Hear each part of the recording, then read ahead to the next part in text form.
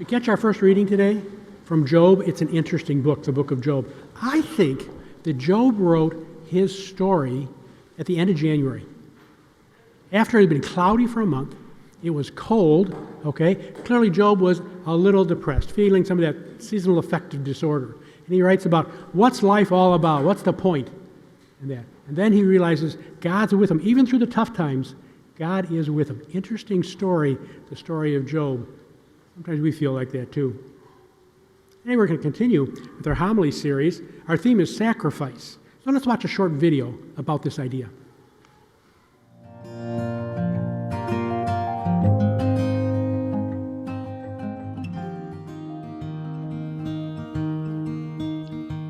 Many relationships require sacrifice. We give our time and energy to children or aging parents. We use our hard-earned money and vacation time to support friends or loved ones during weddings and funerals. When someone we love is in crisis, we move mountains to make our love, compassion, and support known. And in small ways each day, we give our attention, our concern, so much of our very selves to meet someone else's needs. The same and more is true of our spiritual lives. In Take, Bless, Break, Share, Cardinal Blaise Cupich reminds us that as we join ourselves to the self-sacrificing love of Jesus manifested on the cross, we are called to replicate his sacrifice in our daily lives. It can be tempting to view the Eucharistic celebration as self-contained, whose lessons and imperatives can be safely left in church until next Sunday. Yet, the Eucharist necessarily leads us out of the liturgy and into ordinary life, where we enact what we have celebrated. Our context may be marriage and family, the workplace, the wider community, and even the natural world itself.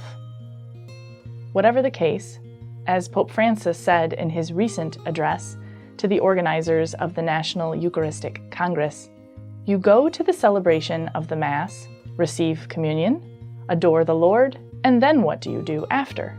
You go out and evangelize. Jesus asks this of us. The Eucharist then impels us to a strong and committed love of neighbor. How can we consciously live in a way that reflects the same sacrificial love we receive in the Eucharist?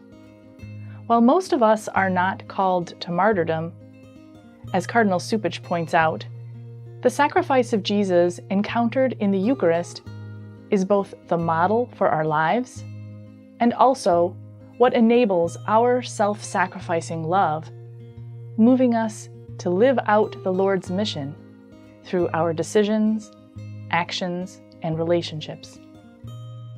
In his encyclical on the Church's permanent missionary state, Pope St. John Paul II characterizes such living witness, the very life of the missionary, of the Christian family, and of the ecclesial community, as the first form of evangelization.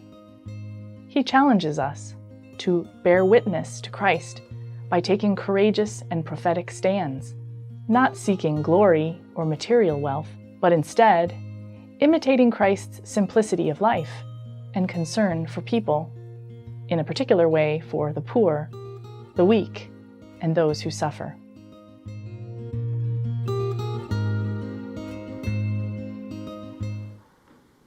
As Megan told us in the video, Cardinal Cupich in his writing tells us that we are challenged to carry the message of Jesus from this liturgy into our daily lives.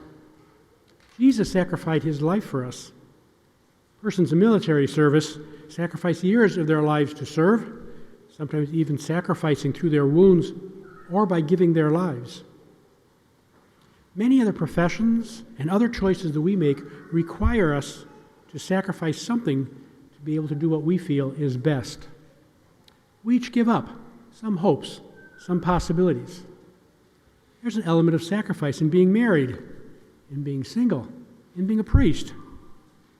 We make some sacrifices when we move our homes, change our jobs, or choose our friend group. We give up other possibilities.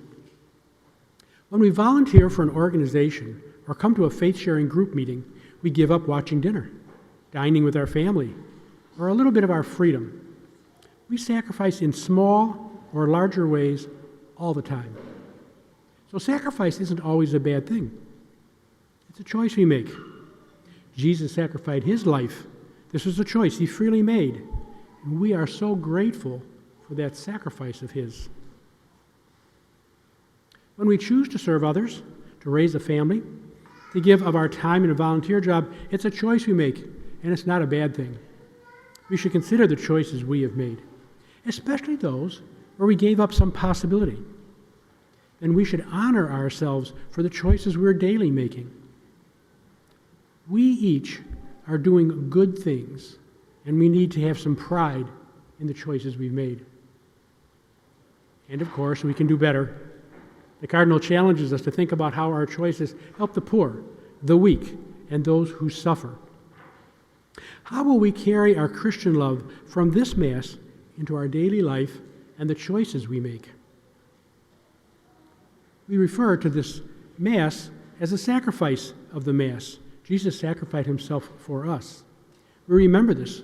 We honor this when we come to Mass. Then we need to figure out how will we remember and honor that sacrifice and how we will act when we leave Mass and live the rest of the week.